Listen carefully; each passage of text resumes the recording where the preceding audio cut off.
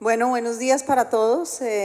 Pues un placer estar acá esta mañana en este tema que es de la mayor trascendencia. Lo primero, un saludo muy especial al gobernador Eduardo Verano de la Rosa, al director de la ANDI, Bruce McMaster, y a Gonzalo Muñoz, champion de la COP25. La verdad es que con el gobernador y con Bruce hemos trabajado muchísimo en estos temas y hemos tenido pues un trabajo en donde creo que es parte del éxito de lo que tenemos que hacer para esos retos que nos plantea Bruce, y es trabajar en equipo. Realmente acá se necesita, para que todas estas políticas salgan adelante, que haya una buena coordinación entre el gobierno nacional, los gobiernos territoriales, y fundamental es la participación de la empresa privada. Y creo que eso es y la academia, por supuesto, es quien nos nutre en muchos casos de muchos de estos temas, pero sí creo que una de las cosas que tenemos que hacer es aprovechar estos temas para que nos unan y para que trabajemos en un frente común. Pues Bruce hizo como la mitad de mi presentación ya, o sea que la mía va a ser más cortica, porque tenemos muchas fuentes comunes y muchas gráficas comunes, pero bueno. Lo primero, por lo que va a empezar, es porque Colombia, y esto no es tan conocido, dentro de las Naciones Unidas es parte de la coalición de transición energética. Y como parte de esa coalición tenemos un video que muestra el rol de los energéticos dentro de los temas de cambio climático que viene de esa coalición. Okay. My name is Nikolai Coster-Waldau, and this is what I call the biggest no-brainer in the history of the world. Now, let's start with some bad news. Climate change is happening right now, and it's going to change the world as we know it. But there's good news too. We already have the solutions to stop climate change. We just need to act really, really fast. Now, back in 2015, world leaders agreed on the most ambitious climate deal in history that aims to limit the global average temperature increase to 1.5 degrees. But since then, well, I kind of miss normal weather forecasts. Floodings, melting glaciers, forest fires, extreme summers, all caused by climate change. And still, the use of fossil fuels like oil and coal is on the rise. Last year, we hit an all-time high in CO2 emissions, and hundreds of millions of people still have no access to electricity. Seriously? We can do so much better. If we focus on sustainable energy, energy efficiency, and electrification, we can provide 90% of the CO2 emission reductions needed by 2050. 90%! Luckily, it's time to meet again at the UN Climate Action Summit in New York. Already now, things are getting into motion. Governments, cities, and companies are working together on energy transition. Being green means business. Solar and wind energy are now cheaper than fossil fuels thanks to amazing scientific progress. Record amounts of investments are going into renewable technologies, and citizens worldwide are putting pressure on governments and companies to take action now. So this time, politicians need to bring more than just speeches to the summit. They need to bring action. So energy transition lies at the heart of solving the climate crisis. And by going from black to green energy, we'll reduce air pollution, improve global health, and protect biodiversity. When more people get access to sustainable energy, it creates economic development and new green jobs. And yes, energy transition isn't cheap. It requires massive investments, raised ambitions from governments all over the world, and commitments from companies, investors, and civil society. But if we take action now, the reward is a more sustainable and cheaper global energy supply. If we don't, it's going to cost us a whole lot more. And that's the biggest no-brainer in the history of the world.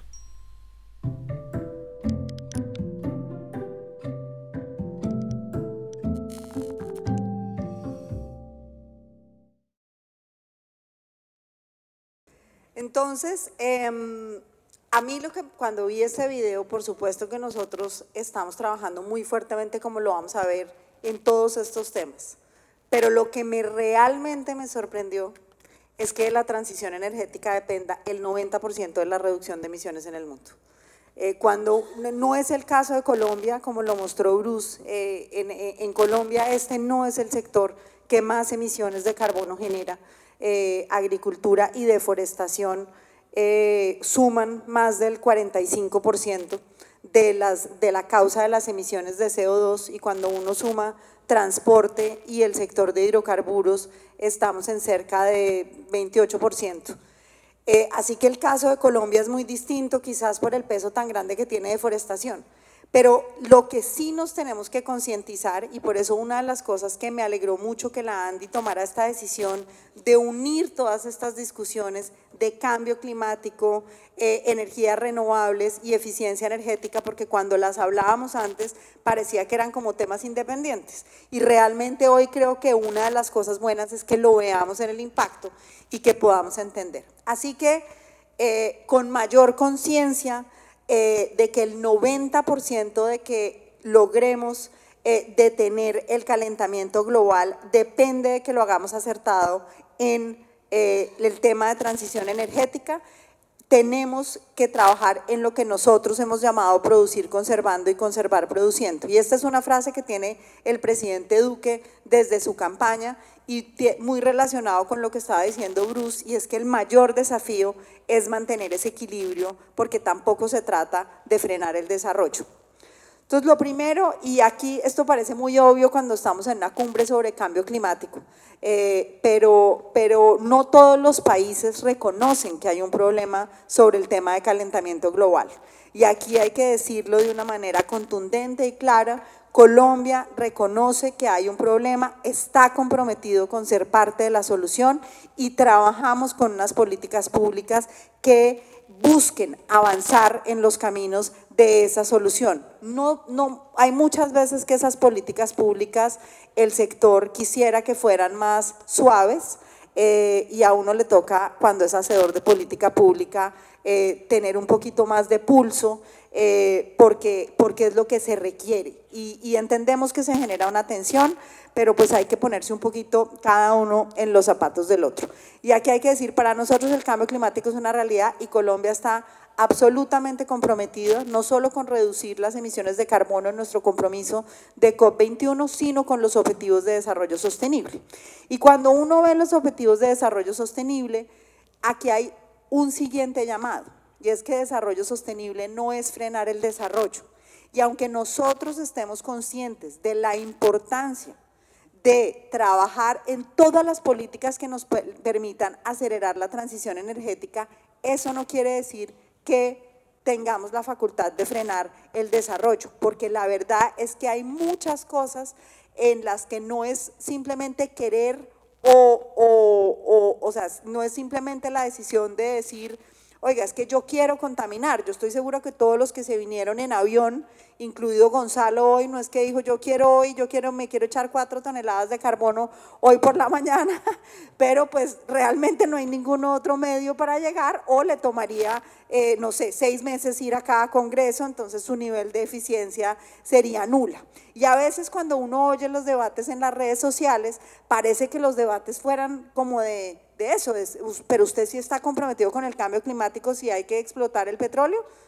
Pues sí estamos comprometidos, pero también reconocemos que las tecnologías disponibles hacen que necesitemos por ahora los combustibles fósiles.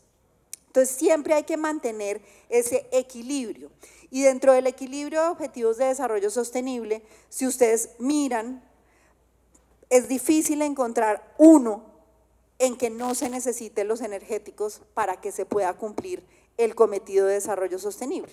Y el segundo es que uno de los desafíos más grandes que tiene Colombia, y en eso me sirve mucho la introducción de Bruce, es pues que todavía tenemos unos temas de desigualdad, de inequidad, de retos de pobreza por superar inmensos, y que lo que nosotros tenemos que asegurar es que utilizamos todos los medios posibles para asegurar que podemos cerrar esas brechas de equidad. Así que pues esta es un poco la conclusión que nosotros tenemos del video, y es: en los temas de cambio climático enfoquemos nuestra energía en la energía, porque ahí está realmente la solución, con 3 temas principales: energías renovables, eficiencia energética y electrificación. Cuando uno ve los diferentes escenarios que hay hoy en día en el World Energy Outlook, pues lo que ve es que depende yo diría que depende de dos factores. Depende un factor de cómo funcionan los económicos desde el punto de vista de cómo avanzan las tecnologías, y el otro factor es qué tan determinantes son las políticas públicas. Uno puede hacer políticas públicas que son de una aplicación suave, o uno puede hacer políticas públicas que tienen un poquito más de mano dura. Y entre los costos de la tecnología y cómo se apliquen las públicas están estos dos escenarios. Uno, en donde, como ustedes pueden ver, la demanda energética sigue creciendo, que es el escenario de nuevas políticas.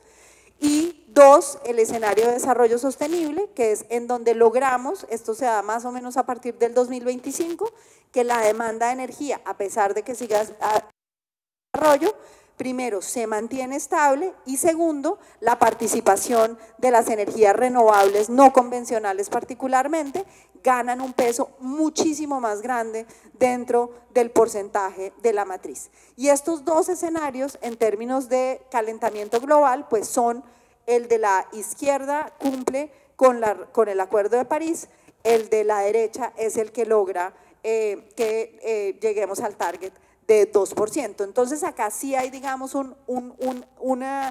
hay mucho en el juego desde este punto de vista.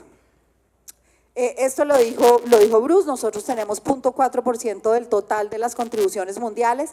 De hecho, Colombia, y eso es una reflexión que quizás podríamos hacer conjuntamente con la ANDI, una de las cosas que pasa es que su intensidad energética es muy bajita.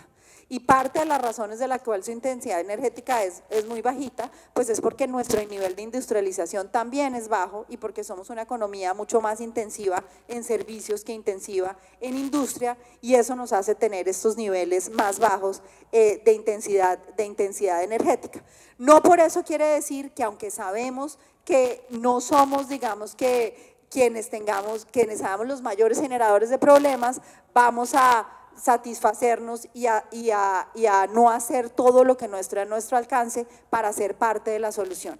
Y ahora, en la semana pasada que estuvimos en Naciones Unidas con el presidente fue supremamente enfático en su compromiso con todos los temas de políticas de cambio climático, y que aunque Colombia contribuye con un porcentaje pequeño, vamos a hacer muchas de las acciones o todas las acciones que están en nuestro alcance, pero eso en balance con el desarrollo.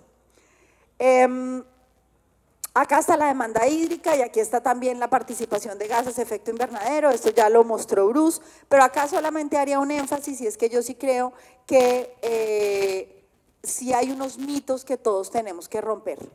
O sea, en Colombia, por ejemplo, acá los malos de la película es la minería y el petróleo, y parece que no hubiera nada más. Y pues el 25% el 36% de las emisiones son por cambios en el uso del suelo, en los cuales deforestación juega un rol muy importante. Entonces, y por eso Colombia tiene la meta de plantar de aquí al 2022 180 millones de árboles, es una muy importante y una meta en la que seguramente estaremos trabajando de la mano de los gobiernos territoriales y del sector privado, y ese es un tema supremamente fundamental. En los temas agropecuarios, el tema silvopastoril es un tema absolutamente fundamental, y en los temas de transporte, industrias de la energía y emisiones fugitivas les voy a contar qué estamos haciendo.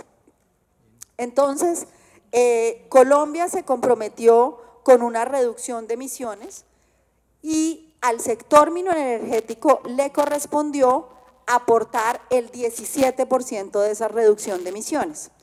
Con orgullo decimos desde el sector mineroenergético que en noviembre del año pasado somos el primer ministerio, el primer sector dentro del país que tenemos un plan integral de gestión de cambio climático.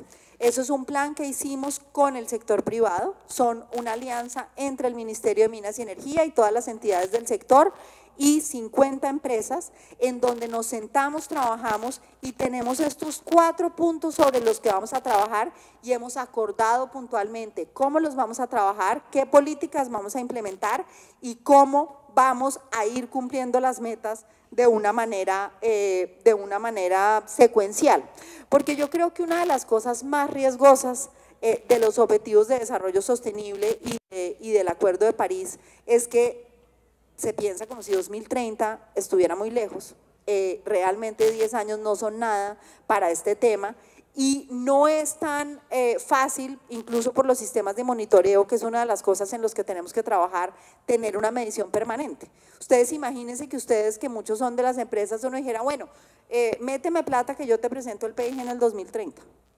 Pues sería un poquito difícil y por eso nosotros tenemos seguimientos trimestrales en las empresas o seguimientos anuales, así que es muy importante tener un seguimiento mucho más frecuente y eso es parte de lo que nosotros estamos buscando hacer con el Plan Integral de Gestión del Cambio Climático y que no se queden las líneas gruesas de política, sino que de las líneas gruesas de política vaya bajando acciones específicas con fechas específicas y con target específicos. Y acá, Bruce, la otra invitación y a todos los empresarios que hoy nos acompañan es que cuando uno ve los tableros de gestión de las empresas o los balance scorecard, uno siempre pues está mucho más enfocado en los indicadores operacionales y en los indicadores financieros. Vimos que hay muchas empresas del sector de la ANDI que están en el Dow Jones Sustainability Index. 9 de esas empresas son del sector minero energético y a veces las empresas de este sector son las que más conciencia tienen de que tienen que trabajar en esas acciones, pero sí creo que todos tenemos que migrar a que una de la manera como nosotros evaluamos el desempeño de las diferentes empresas a todo nivel es que en los tableros en los que se mide el desempeño de las empresas, con los que pagan las bonificaciones, no solo esté el EBITDA, no solo esté el desempeño operacional, pero también una meta en reducción de emisiones. Eso es algo en lo que nosotros vemos que hay una oportunidad. Entonces, en estos 4 puntos de acción, el primero y en donde sin duda hay un potencial más grande es en el tema de generación de energía eléctrica. Y acá, y ahora voy a hablar más extensa de eso, está a la vanguardia de muchas cosas. Colombia tiene una matriz eléctrica muy limpia al tener 70% hidráulico hoy, pero Colombia es uno de los países menos avanzado en el tema de la introducción de energías renovables no convencionales. Y nosotros digamos que para solucionar las cosas, lo primero es llamarle a las cosas por su nombre, por muchas razones. Yo creo que el hecho de ser tan limpios y tener 70% hídricos, al mismo tiempo que tenemos al mismo tiempo que somos los más retrasados en la entrada de renovables no convencionales, somos uno de los países que menos carbón usa dentro de su matriz de generación. Y seguramente eso mismo ha hecho pues que la urgencia y la angustia sea menor porque nosotros solo tenemos dentro de la matriz de generación eléctrica cerca del 8% y entonces es 70% hidro, 22% gas, 8% carbón, más o menos. Pero la introducción de las energías renovables no convencionales como solar, eólica, biomasa, geotérmica es absolutamente fundamental. Y acá yo no sé, aquí para los extranjeros les voy a hacer una nota que Bruce lo ha podido subrayar, en los retos dice, apoyamos la entrada voluntaria de las energías renovables no convencionales. Y esa voluntaria no es gratis porque el Ministerio de Minas y Energía tiene hoy en día un mecanismo obligatorio con la subasta en octubre del 22. Y aquí mi mensaje es muy claro y es, yo espero los agentes, tanto comercializadores como generadores, encuentren un punto de precio y por eso lo primero que hay es un punto en que llegue, y esta es una subasta muy innovadora, porque en casi todos o en todos los otros lugares en donde han entrado las energías renovables no convencionales, es una subasta de una sola punta en donde los generadores van, ponen sus precios y se decide a cuál precio es. Acá dijimos, vamos a dejar que la demanda venga y la demanda diga cómo va a poner sus precios. Pero aquí empiezan a pasar cosas como la siguiente, esto es una subasta a 15 años, es una subasta en que hay gente que dice, pero entonces la tecnología va a evolucionar, entonces dentro de la próxima subasta puede ser más barato, entonces yo mejor no voy, yo mejor voy a un precio demasiado bajito. Y si esas fuerzas no operan, pues nunca vamos a empezar la entrada de energías renovables no convencionales en Colombia.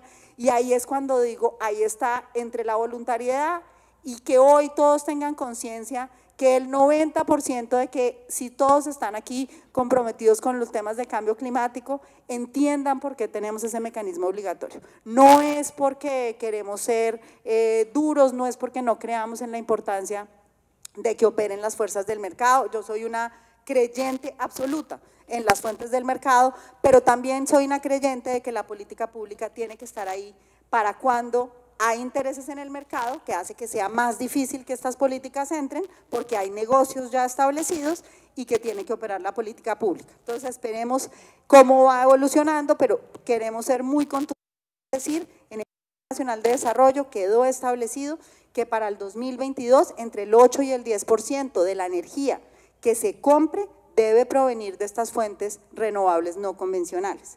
Y acá voy a hacer algo que también es importante y es Colombia tiene la sexta matriz más limpia del mundo en la clasificación anterior del WEC por su composición hídrica. En ese trilema que mostró Bruce es el nuevo trilema, pero en la clasificación, porque cambiaron la metodología de medición, pero en la metodología del 2018 éramos la sexta matriz más limpia del mundo.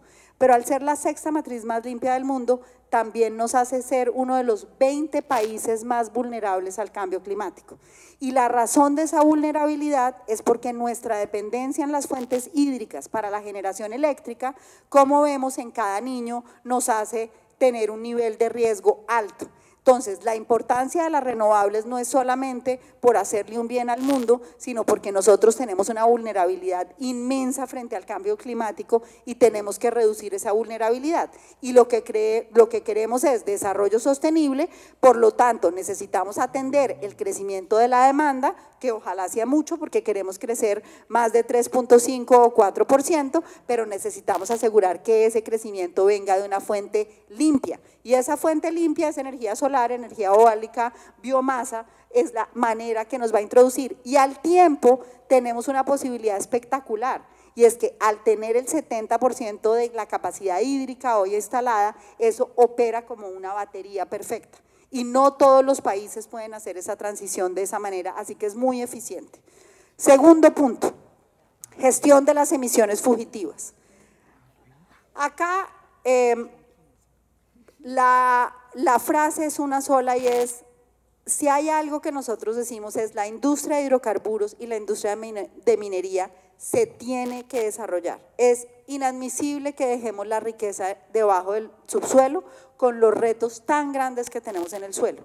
Pero también es inadmisible que no utilicemos los más altos estándares tecnológicos disponibles para controlar los efectos sobre el medio ambiente. Entonces, en lo que estamos trabajando es en elevar esos estándares, porque hoy todavía hay venteo o flaring, todavía hay, como vimos, muchísimas pérdidas de energía, hay muchísimas filtraciones, por ejemplo, de agua, esto más en los pozos de acueductos, y esto se tiene que volver inadmisible. Y esto no es prohibiendo la actividad, esto es regulando la actividad para que se utilice toda la tecnología disponible, para que eso sea posible, y en eso el Ministerio de Minas y Energía, y también lo hemos buscado trabajar con las empresas, vamos a elevar los estándares de requerimientos en donde Colombia tiene una oportunidad de ser mejor. Desarrollo de la gestión activa de la demanda, ahorita lo vamos a ver, esto es algo que es indispensable que trabajemos en equipo con la industria, y lo mismo los temas de eficiencia energética. Parte no, esto es como la ecuación, esto es como en este sector de energético el 1 más 1, lo que solo 1 más 1 daba eficiencia y confiabilidad, y la sostenibilidad no era un criterio, y yo creo que digamos, lo que cambia realmente es que nosotros tenemos que tener una balanza entre confiabilidad para atender ese crecimiento a precios competitivos como lo necesita la industria y lo necesita el bolsillo de todos los colombianos, con un eje de sostenibilidad.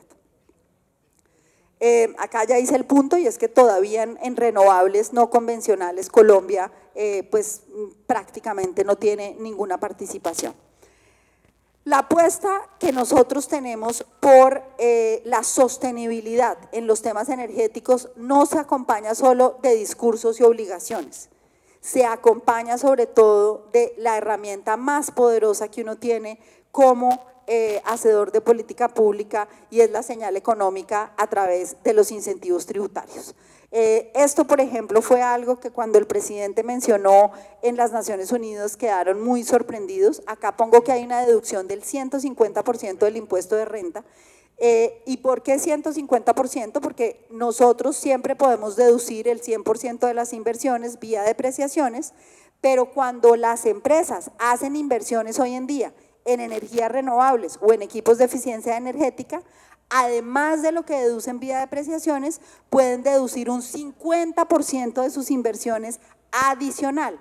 Y lo que hicimos es que extendimos que esa deducción se pudiera dar por 15 años, porque antes estaba por 5 años y muchas empresas entonces, y que tenía que tener renta líquida positiva, entonces a muchas empresas no le daba.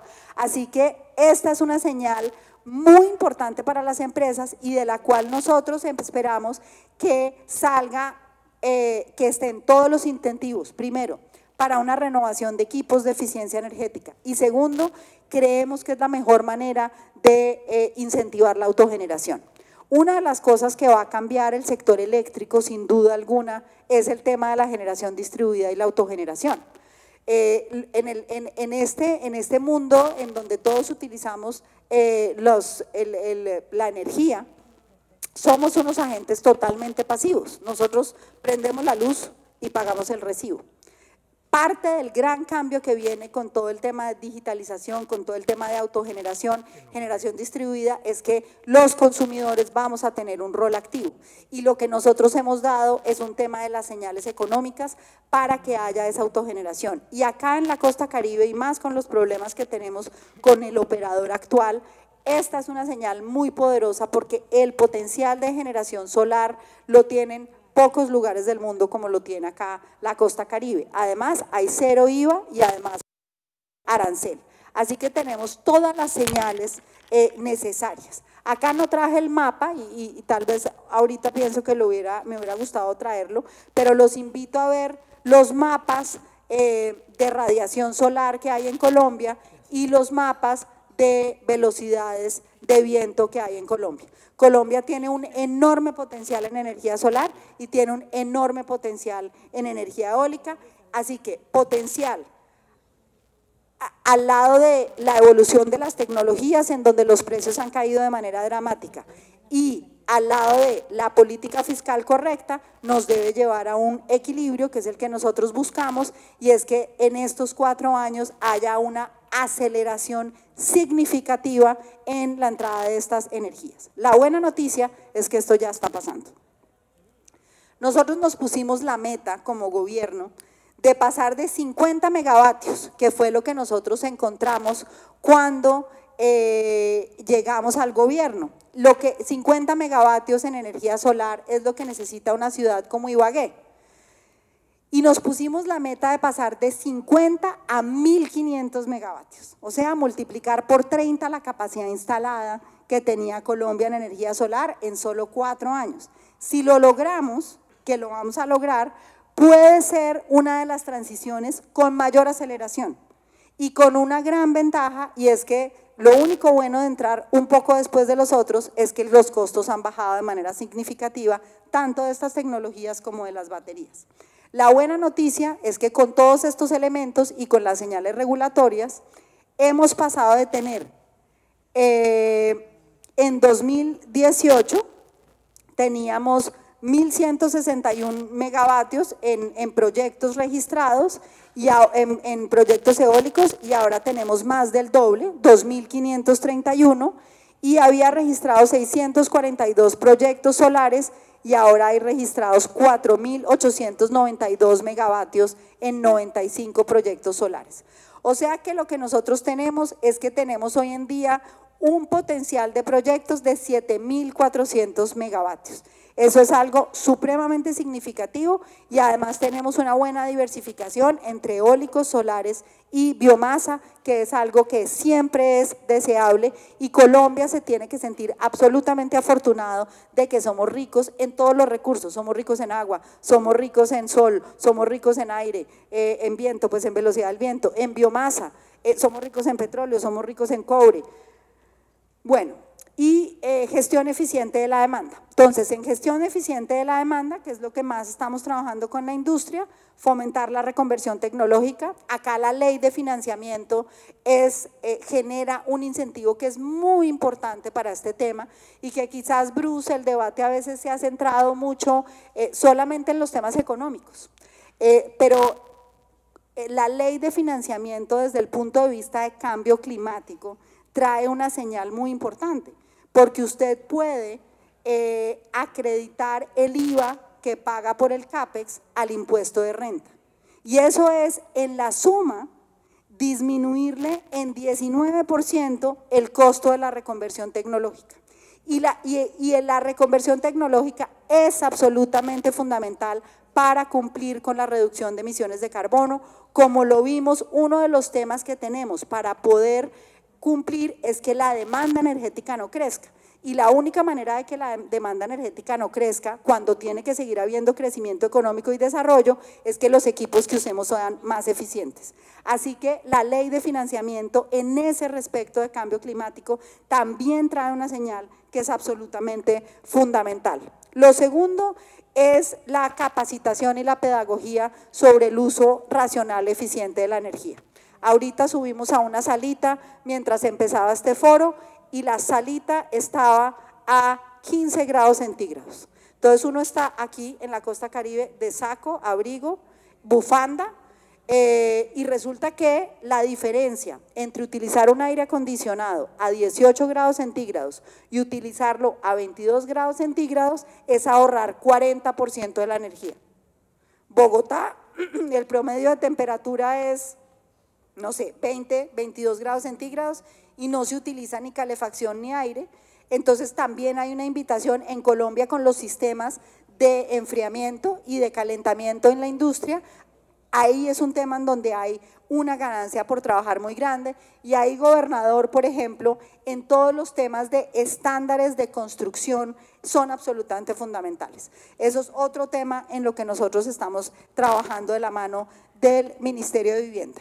Después está todo el tema, yo diría que el tercero y el cuarto se relacionan mucho con el tema tecnológico, medición inteligente, cómo vamos a asegurar que se reducen las pérdidas de energía, y cómo vamos a incorporar todos los temas de generación distribuida, todos los temas de baterías y almacenamiento y todos los temas de tecnología de la cuarta revolución industrial. Para esto no solo estamos trabajando con la industria, sino que tenemos en marcha una misión de transformación energética. En esa misión de transformación energética hay 20 expertos nacionales e internacionales que en diciembre nos van a dar todas las recomendaciones en 5 capítulos y uno de los capítulos más importantes es el tema de cómo Colombia va a trazar su hoja de ruta al 2030 de esa transformación energética. Porque los desafíos más grandes que tiene uno cuando es hacedor de política pública es que uno tiene que ser suficientemente innovador, asegurar que uno no inhibe la innovación, pero al tiempo lo que le pide a uno la industria y el sector es que uno sea suficientemente predecible. Y ser innovador y predecible en simultáneo no es un reto menor. Así que parte de lo que nosotros buscamos a través de esa misión es generar esa hoja de ruta en el cual podemos asegurar esa innovación, pero el sector, la industria y el sector eléctrico conoce cuál va a ser como el orden de esa transformación. Adicional a eso, y este es un rubro muy importante en los temas de cambio climático, cuando yo veo dentro de la UPME y dentro de la reducción de emisiones de carbono, si ustedes se tienen que llevar 3 cosas de cómo vamos a cumplir nosotros los objetivos, la reducción de emisiones de carbono son: 1, reducir la deforestación; 2, energías renovables no convencionales; 3, electrificación de la economía o mejora en la movilidad. Esos son los 3 elementos fundamentales. En movilidad eléctrica, ya aprobamos la ley de movilidad eléctrica, tenemos una meta de tener 600.000 vehículos eléctricos para el 2030. Hay unos incentivos tributarios muy importantes, 0 arancel, 0 hipoconsumo y un IVA de 5% y además descuentos en SOAT y exención de placa. Acá la realidad es que en movilidad eléctrica la barrera es el costo.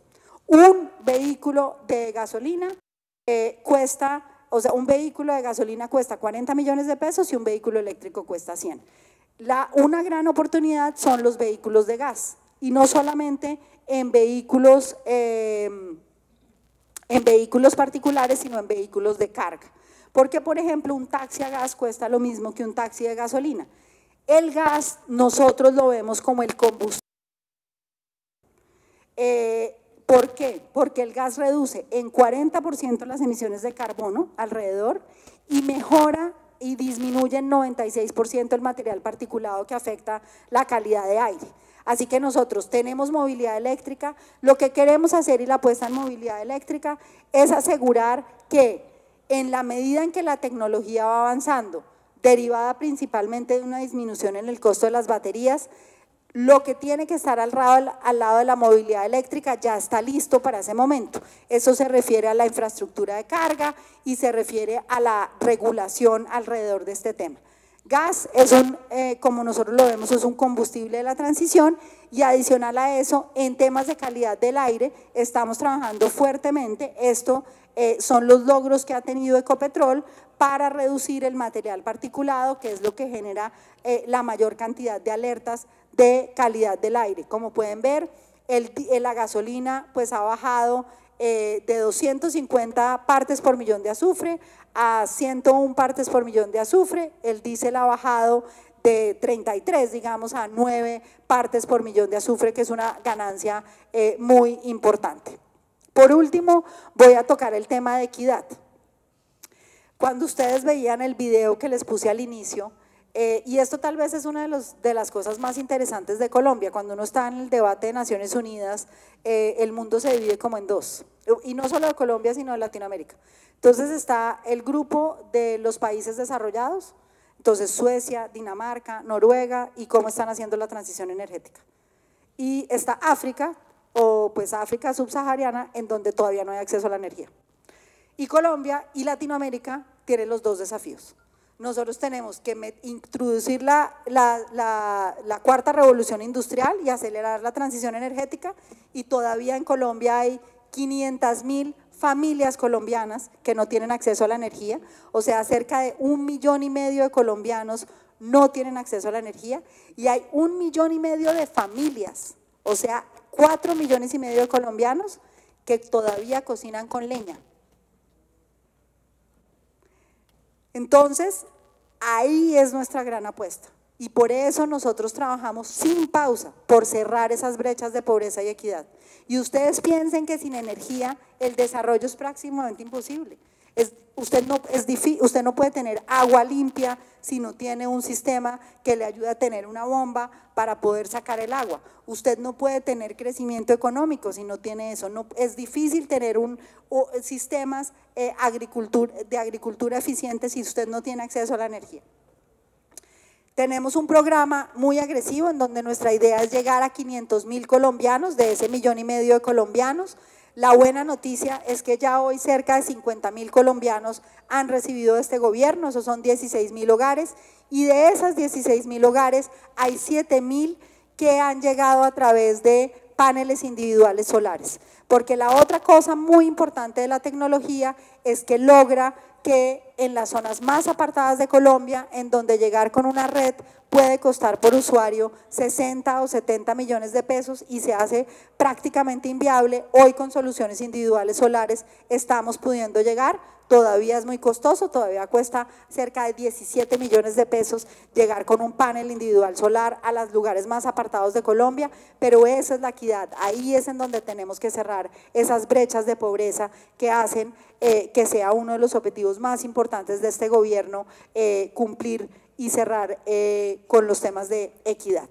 Así que pues voy a cerrar con esta frase de Naciones Unidas, y es: la energía es central para casi todos los grandes desafíos y oportunidades a los que hace frente el mundo actualmente, para los empleos, para la seguridad, para el cambio climático, para la producción de alimentos, para aumentar los ingresos, el acceso a la energía es esencial. La energía sostenible es una oportunidad que transforma vidas, economías y el planeta. Y acá quizás en esta reflexión, yo hablé muy poco de petróleo y de minería, pero lo que les quiero decir es, Colombia tiene unos desafíos muy grandes. Al tiempo, cuando uno ve en todos los escenarios, incluso en los escenarios más agresivos en términos de reducción de emisiones, que el petróleo y la minería todavía se van a necesitar en el 2050. Y esto no es por gusto, no es porque la gente sea mala, es porque en el mundo cada año hay 100 millones de nuevos pasajeros en avión. Y si todavía no hemos logrado descifrar los desafíos tecnológicos que tenemos para la movilidad eléctrica, pues estamos a unos años de lograr que la aviación y que el transporte marítimo tengan esas posibilidades. Hay grandes esperanzas en la tecnología, hay grandes esperanzas en el hidrógeno, hay grandes esperanzas en que la industria de petróleo resuelva la tecnología que es la de captura y almacenamiento de carbono. Y son todas tecnologías a las que hay que invertirle muchísimo. Pero la realidad hoy, cuando tenemos estos debates de cambio climático, es que no hay un dilema entre energías renovables y petróleo. La realidad de hoy es que ambas se necesitan y que tenemos que acelerar con toda la entrada de las energías renovables y tenemos que desarrollar nuestros recursos del subsuelo de una manera sostenible. Muchas gracias.